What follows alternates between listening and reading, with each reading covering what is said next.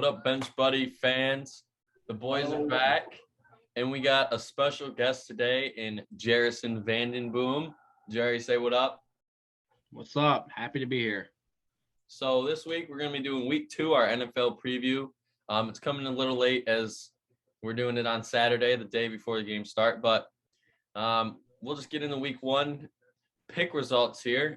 Ethan, took a fat L last week to me, but luckily it's an 18-week thing, so he got games I lost. I still feel pretty good about those picks, so I'm not too worried about it.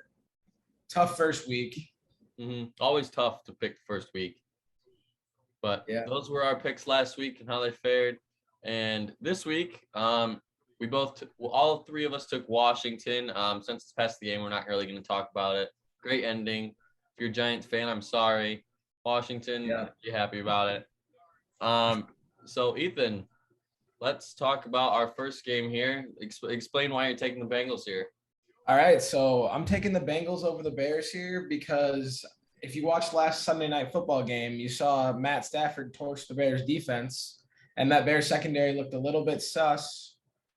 Apparently the rumors are not true that Jamar Chase can actually see the ball, and Joe Burrow is not gun shy, which showed it in week 1. So that's why I got the Bengals winning in a shootout. Yeah, I'm with you here. The Bears shouldn't be worried about who's playing quarterback. They should worry about how are they going to stop people. A little overreaction, but, they need to look into that. So that's why I'm taking the Bengals here as Burrow looked good. Jerry, why are you taking the Bengals here? Yeah, I'm taking the Bengals because I just think Joe Burrow is a little bit better than Andy Dalton, so that's why I'm going with them. So another clean sweep. Yeah.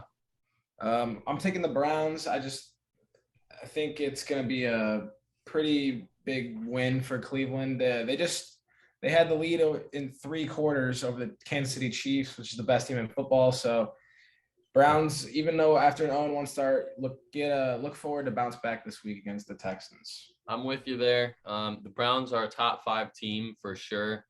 A lot of people aren't going to think that because, they lost to Kansas City, but, they got better this year and they showed it. They just can't finish a game against Kansas City. But, they're going against Houston here. Lots of issues going on in Houston. So I'm going with Cleveland because it's in Cleveland as well. Yeah, I'm going with the Browns in this one. Houston won their week 1 game, but it was against the Jags, so really don't need to take much away from that. I think if they get ahead here, Nick Chubb is just going to run it down their throat, and they'll easily cover that 13-point spread. All right, 1 o'clock game here in Indianapolis. They got the Rams going into Indy. We're all picking the Rams once again. No complaints so far. That offense has looked good week 1 with Matt Stafford. The defense looked great against the Bears. Granted, it is the Bears offense. So look for the Colts to score maybe some more points this week with Carson Wentz getting used to that playbook. But in the end, I got the Rams advancing to 2-0 and covering that 3.5-point spread. Yeah, the Rams, they look pretty dominant against the Bears, and I think they're going to be pretty dominant against a little tougher defense against the Colts. But Stafford and his weapons, I think it's just going to be too much. And then obviously Wentz has to go up against Donald and Ramsey, and that's not going to fare well for him. So that's why I'm going with the Rams. Yeah, I'm definitely going with the Rams here too. They beat up on the Bears pretty good week 1, and I don't know why the spread on this is only 3.5. Honestly, I think they'll equal here.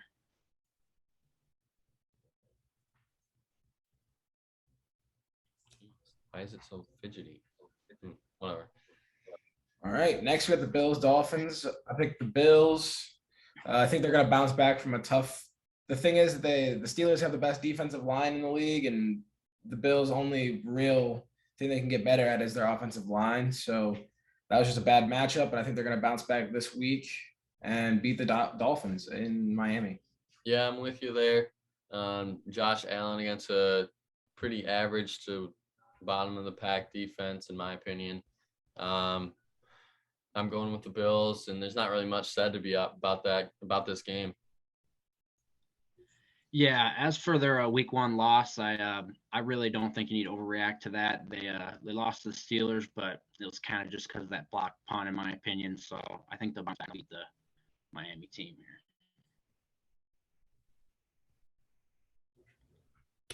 All right, next we got the Patriots and the Jets.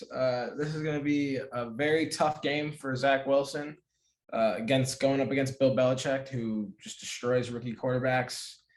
It's looking like a blowout here in New York unless they can make something magical happen. Mm-hmm. I'm with you there. Wilson's going to be throwing all game, and after week 1, he was throwing all game, and he was taking shots. And kind of expect the same thing here. And I expect Mac Jones to have a really good game. A lot better than week 1. He's going to be more comfortable. Nerves won't be as nervous. And I just think the Patriots offense is going to get going early. Yeah, this should be a good one here. A couple of young quarterbacks, but I think I'll lean towards that coach team in the Patriots. Next, we got the 49ers going up against the Eagles. Zach is the underdog here. Why are you going with the Eagles in this game? I'm going with the Eagles because Hurts looked really good. He really did look like the QB1 that everyone thought he would be. Miles Sanders and Kenneth Gainwell, he's going to be a solid third down pass catching back for the Eagles, kind of the Boston Scott role. He jumped him in the depth chart. And I just think the Eagles are going to start to put it together. Jalen Reagor, he's going to be a beast this year, in my opinion.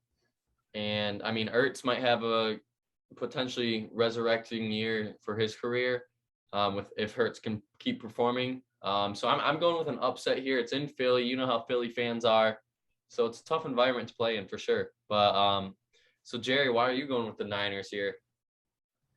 I just think they have a little bit better of a defense. After I will say this one's probably the closest to just a coin flip in my opinion of all games, just because after week 1 we didn't really learn too much about both these teams. They both played pretty dismal defenses in Atlanta and Detroit. So I think this week is going to really show us which one of these teams is really good, and I'm going to lean with the 49ers. All right, Ethan. We'll start. We'll let you start here. Talk about your Steelers. All right. So big game here in week 2. Raiders came off of a big win against the Raiders on Monday night, or against the Ravens on Monday Night Football, and the Steelers came off a big win against the Bills with that defense really showing out. I'm taking the Steelers because the Raiders have a mediocre offensive line, and I think the Steelers are going to be able to match up very well and get to the quarterback a lot. And Derek Carr is very bad under pressure. He was like, I don't know the exact stats, but he's not great under pressure, and I think TJ Watt's going to have a big game, and that defense is going to ride him to a victory this week. Yeah, see, I think this man's capping right now. I think Carr's going to have a great week. Ruggs is going to torch the Steelers secondary. But it will be tough. It will be tough to run the ball because they're without Josh Jacobs in this game. But they got Kenyon Drake, who's a solid back.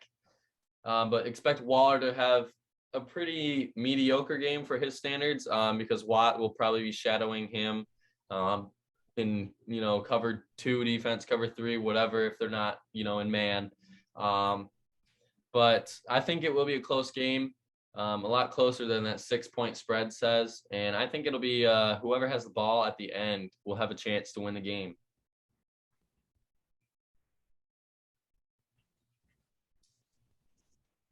All right, Jerry, you lead us off here. You got the Panthers. So what's up? Yeah, I got the Panthers in this one. I think they both play solid week 1 games. I mean, the Saints, I think a lot of people are riding high in the Saints just because they just kind of blew out the Packers. But I watched that whole game and I just kind of saw the Packers making a lot of mistakes. And I think it comes down to Sam Darnold and the Saints. Quarterback to quarterback, I think the Panthers are in a little bit better of a spot. So I'm going to lean with the Panthers in this one. See, I don't know. I think Jameis Winston's in a better spot. Is better than Sam Darnold. Sam Darnold, plus the offense looked better week 1. I'm leaning Saints in this one. I think they'll win by a touchdown or 2, maybe. Yeah, I'm with you there, Ethan. Not much to be said, but so I'm riding with the Saints here. All right. Whoa, upset. Yeah, I think I'll start us off here. Obviously, you two are going against the Broncos. They had a strong week 1 showing. But I think that Lawrence will get his first win, and I think this is a team that he can do it against just because it's a lower tier team. They still have a decent defense though, so he'll have to, can't make too many mistakes. But with Denver and who knows what Denver offense you'll get, I'm taking the bad Denver offense this week. So I'm taking Jacksonville and in an upset, but Ethan, why are you taking the Broncos here? I think watching the Denver Broncos in week 1, I think they found their quarterback for this year. A lot better than Drew Lock, a big improvement. What they need with their roster is just a quarterback who doesn't make mistakes, and that's what Teddy Bridgewater does.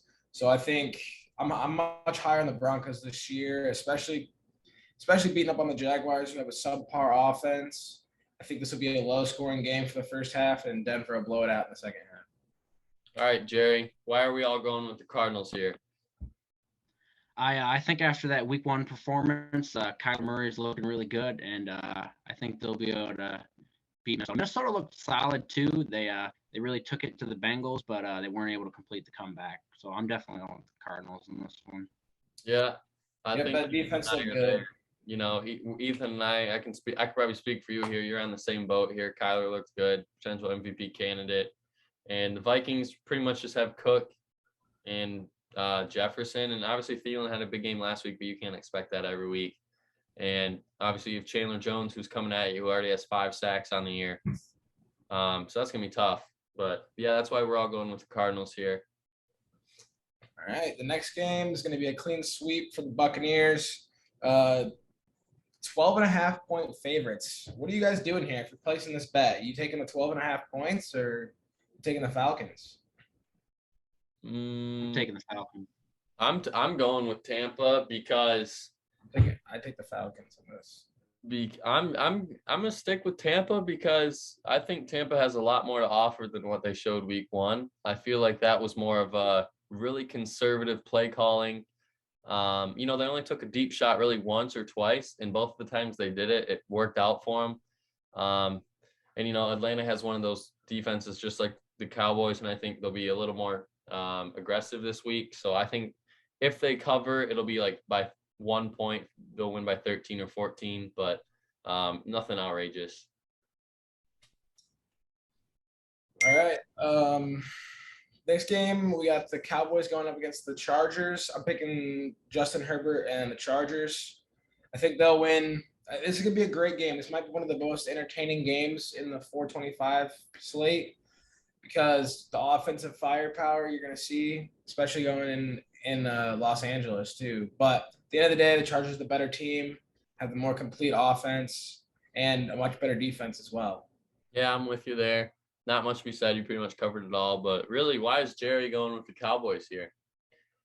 Yeah, I'm going with the Cowboys because after that week 1 performance, I know a lot of people are probably going to forget about their one, but Greg Glenn could make some kicks. They easily could have won that game, and that offense looked really good against a good Bucs defense. So I'm riding high on them now. Obviously we're all going with a clean sweep here against the Seahawks, which is kind of a little surprising. Just because Tennessee is still a really good team. They just never got week 1.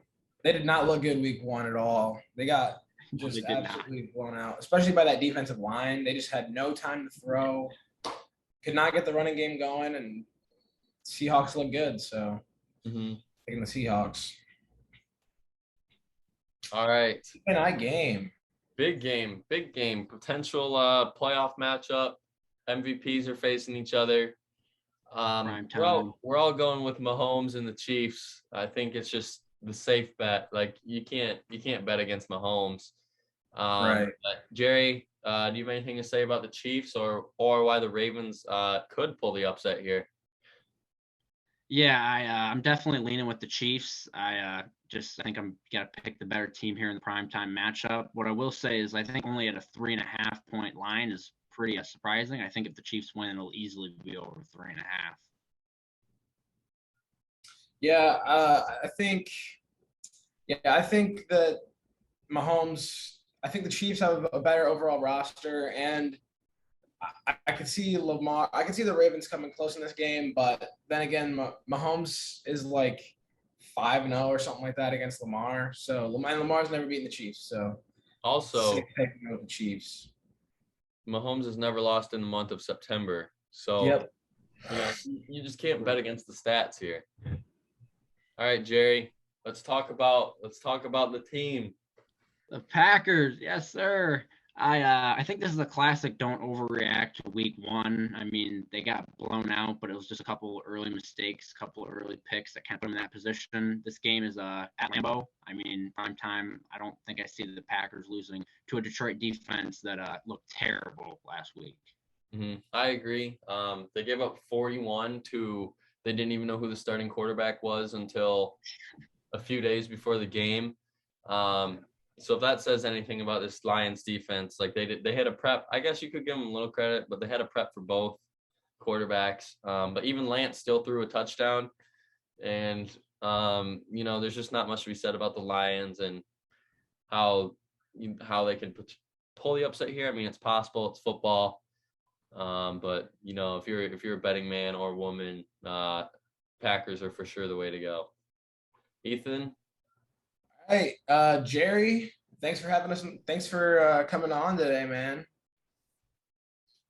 Happy to be on, man. Hopefully these picks can hit, man. Yep. But that's all for today. If you enjoyed the video, leave a like, leave a comment, subscribe. Until next time, the Bench Buddies are out of here.